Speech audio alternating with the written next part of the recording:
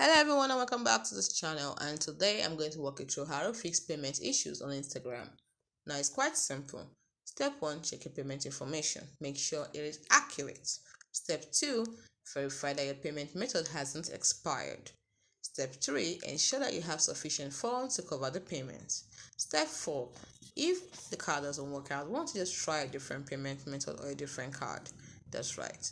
For example, you can decide to use a different credit card like Visa, MasterCard, American Express, or Discover. You can decide to use a different debit card like Visa, MasterCard, American Express. You can decide to use PayPal, ShopPay, any of them as an alternative payment method. Step 5. Contact your payment provider.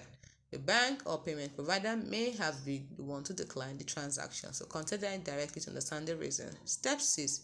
Contact Instagram support, because they're in better position to know exactly what caused it.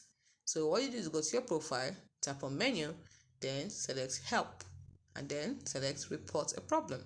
Describe the payment issue in details, including any error messages you see, and that should be taken care of. It's as simple as that. Don't forget that you should make sure you are using an accepted payment method for Instagram in your region. And if you are paying for ads, ensure your ad account is in good standing and complies with Instagram's advertising policies.